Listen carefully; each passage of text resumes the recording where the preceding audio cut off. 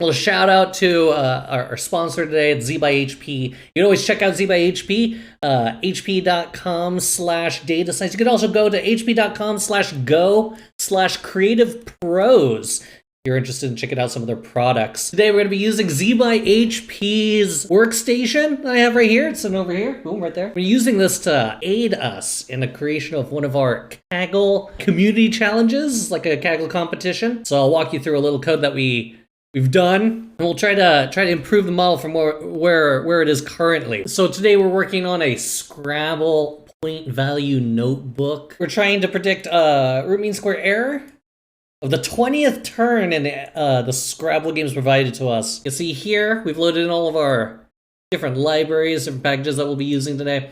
We're going to make a simple random forest regressor. It's out of the box, optimizing here for root mean squared error. Hopefully, we'll submit something decent by the end of tonight. I've dropped all my data into a Google Drive that I'm pulling from, and I'm running through all these different CSVs and bring that in right here. And this is a little munge, so some of the things that I wanted to create in my workflow here, I wanted to make sure that I was joining rating back onto the games. So you can see that my merge here, I'm trying to use this scores page to get the final score and also the rating before the game started. And if you're wondering, how do I know if this was before or after the game started, Nick Wan? Well, I will refer you back over here to the data in the description. You can see down here, rating was before the game was played. And so ratings are per lexicon divided by time control name, aka game variant. So in my mind, when I'm setting up my features here, I'm interested in not just the data in terms of what type of letters or tiles they may have in their rack, and not specifically where they're going to place this. And of course, the word here, you don't get that in the test set. Oh, we do. But on the 20th move, we don't. But the 19th move and before, we do. So we have what's in the rack. We have the move, ultimately the word played. The location, this is based off the grid. How large is your typical Scrabble board? Like 140 something, 100 something tiles? I'm unsure. 15 by 15. Wow, so that's a number. I'm not going to embarrass myself trying to math right now. That's why we have computers math for us, am I right? Nice. We merge on rating because rating's not originally in the train data set, but we know that based off the train and the test data that we get, we know we could join game ID and nickname. This is from scores here. You can take a peek at here. Given scores, we get given the game and who the player is, what their rating was before the game began. So we could join that just as a proxy of skill level, you know? If someone's not doing so well, perhaps they're going to try for words like the, and. But then you have some, experienced Scrabblers out there who are using words like AA, QI. Joining on scores here will get us that rating. For games, similarly, we want to grab a handful of features from the games data set. One of them is given the lexicon, right? So all this game state information could help us understand maybe the scoring opportunities for a player. So given the lexicon, given the initial time in seconds, if it's a shorter game, maybe you're playing shorter words. If it's a longer game, maybe you have the ability to craft perfect words to max out on points as opposed to, minimize opportunities for your opponent, so to speak. So after we've joined some information from some of these supporting data sets, we're able to get rating on there. We're able to get some game state information into the train and the test sets. Try to convert them back into a numeric form. That way our models will be able to take them. So some of these things are, they might be coded in alphanumeric. Location has like a alphanumeric kind of vibe to it. Time control name, this is a string value. Lexicon is also a string value. And turn type, this is a categorical variable, but it comes in as an object or a string.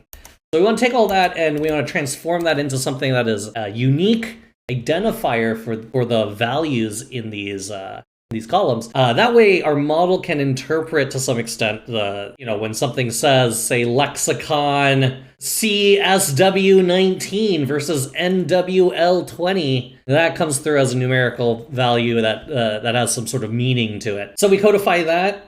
Join that back into our test and train set. And then we want to codify, we want to turn into some sort of value our tiles. So that rack that we have, train data or test data, both the same. You can see rack in here, which is a series of letters. So the rack itself, we wouldn't want to use this as type category on the rack because all the racks are going to be pretty unique. You just wouldn't want one-to-one values representing each of these. Tile rack. So rather than doing that, we've broken this out into the max amount of letters you could have in a tile in a rack, which would be 7. We assign a value to these characters, and that's how we represent the rack. So there's 7 different columns, and in each of those columns you have a code. So for the letter N, for instance, that corresponds to the code 14. If you have only 6 tiles, then it doesn't identify your 7th tile, and that comes in as not a number, which was represented by -1 here. Sometimes you'll have interesting characters like a blank tile, right?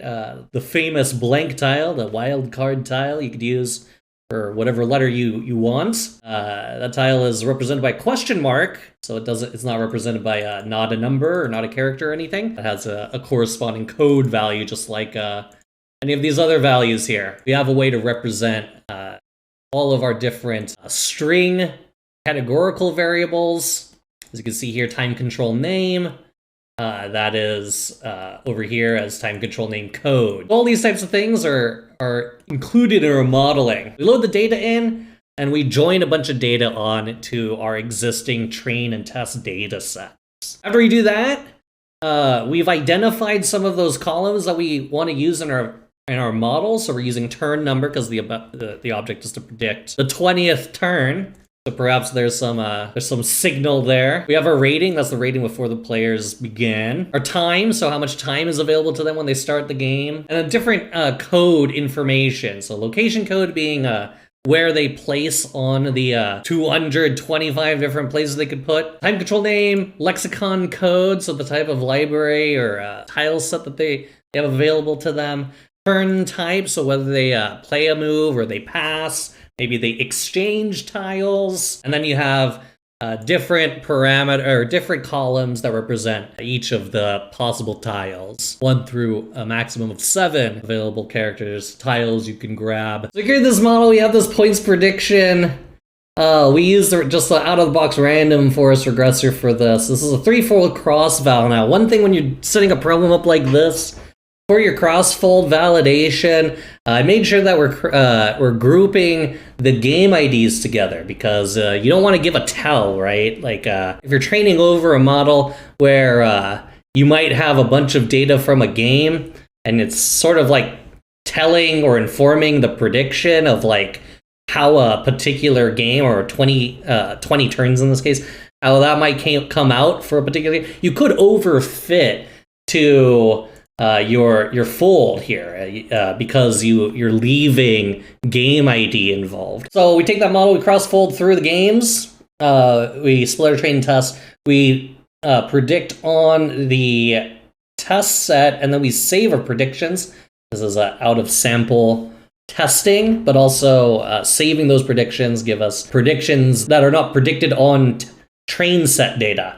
So we have this output here. If you're wondering how much data is in this data set, it's a good amount. It's over 500,000 rows. So if we're taking a look at points, but we also want to take a look at our points predictions, we can kind of get an idea or a sense of how the model's doing, right? In this case, it was pretty close. Here's a turn where we're off by a good amount of points. We overshot here, we're overshooting, we're pretty close here. So we have some information here on what the actual points were scored versus what the expected points scored could be. We could also see just distribution of this information.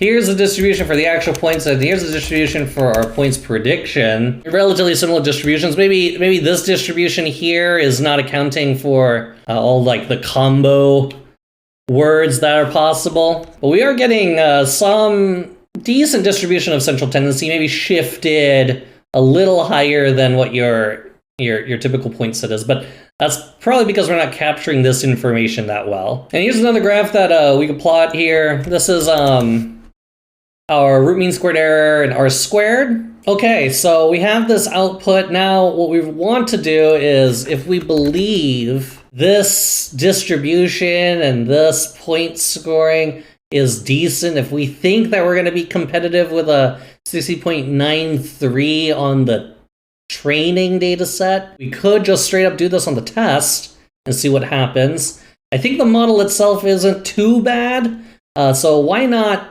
just do it, right? Let's take a swing. So let's just use the same model structure that we have, and we will do this on the test data set. So in this case, rather than ripping through train data, we brought in the data set as train. So we have a train data set, we have all this information in here, we could run our model fit on that. And then for our predict, we're gonna predict against the test data set. If we take a look at what's in the test data set, we have actually all the same features as in our train data set.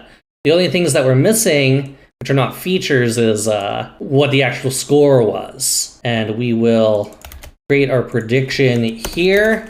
Okay, that's all good. Since we can run this cell on its own, we'll just keep all these features down here. Initiate the model. We've loaded this data frame in. We've loaded this data frame in. This should be okay. I don't know how long this will take to fit and predict. Okay, we are entering in last place right now. Literally losing to the mean. So we need some sort of like context of what happened in the previous turns. I wonder if we just use like one turn back, what that would help with. We'd also do like probability you play your entire hand. If we take move played and then score from the previous move. If you look at a game, each turn relates to like a previous person, right? So is it always the case that like the previous turn is someone different? So you want to go like two back if you want to get what you last did. All right, let's just go one back for now. I wonder how much information we'll get from like location and points from the previous move. I don't think it gives us complete idea of like what the next move is going to be, but it could set up some context. Point moves and previous score, maybe? Let's just do location points for now. So here's our turns. So if we want to shift this and say like one back, we could just do a shift. I think it's shift 1? Yeah, shift 1. So now, or here's the index value for turn 2. And if we want to say the previous move, then we did the shift, and this gives us, for that same index value, the previous move, which is this over here. So now we can take all these previous moves and join them. That way we have previous move, or opponent's last location, and opponent's last amount of points earned. Okay, so let's just do it for all the rows. Shift 1, bring this into an empty data frame. And then on train, since we know that this is shifted, but the index is maintained, we actually don't need a join. So we can just, for call in these columns. Boom, no joins needed. Power of pandas and indexes, y'all. So now we have opponent's last turn number, opponent's last game, that'll be important in a second, their last move, and then the last amount of points they had. So here's the last turn, number 8. Over here, it's turn number 9. See here, it's important because the last turn was turn 20. And the reason this is important is because this game ID, 2252, oh wait, we go up to turn 21 here. Maybe we just have like full games all the way through. Yeah, we might. If we're trying to just predict turn 20, some games will terminate at turn 20 in the test data set, right? All games should. So since we have all moves, what we don't want is if the game ID didn't match with the current data set, that means one game ended while the other game began. And so we can actually take a look at what that looks like here. Here's times where the game ID, and notice all the turn numbers doesn't match up with the last game ID. So all this information should actually be null because we shouldn't have any information about what happened in these previous turns. So we'll set that to null. should do this also for the test data set. It occurred to me as I was doing this that maybe some of these features don't really make too much sense. Maybe location code doesn't make too much sense because we don't have location code for turn 20. I am also wondering, like, how much info do we really get from having all the turns? Like, could we downsample? Oh look, it's like we're like making it straighter. So now we've ran through the model, we've used our new feature set, a bunch of new features we created, and now we're predicting. We see that the distribution is we're still not getting those bingos at the end, 50-point plays for when you play your entire rack. So we're not getting that. We probably should like create something to get that info. But we are getting fitting a more accurate line here. We're not seeing that weird like drop in zeros and a bunch of negatives at the end. So we are fitting a straighter line here, something that seems a little more reasonable. So we're fitting our model here with all of our data. We'll output that, and then we'll see what we get in terms of our next update. I'm guessing it's still not going to be too great. I'm assuming this is going to land me somewhere around here. I might not move up at all. I might still be 12th here. Let's see where it does land us once this is all trained. I still think we're clearly overestimating the mean, and that's because that's because we're not capturing any of this. So we need to capture this better, which we could probably do with like bingo probability, and then if we take a bingo probability model and then feed that in as a feature here, that might help here. That might help us get this. Oh yeah, that's exactly what I did, only it looked a little more like data labs. Okay, great. Yeah, this isn't gonna be good because of this. So I'm missing high. Oh, what the f***? I'm up here now. I thought I was gonna be last again. Well, chat, we see that we went from our initial naive entry to a better entry, and you know what that was all thanks to? That was all thanks to our Z by HP workstation, which is what we're working off of tonight. But yes, thank you, Z by HP. I appreciate it, y'all. And we'll see you on the next Z by HP stream.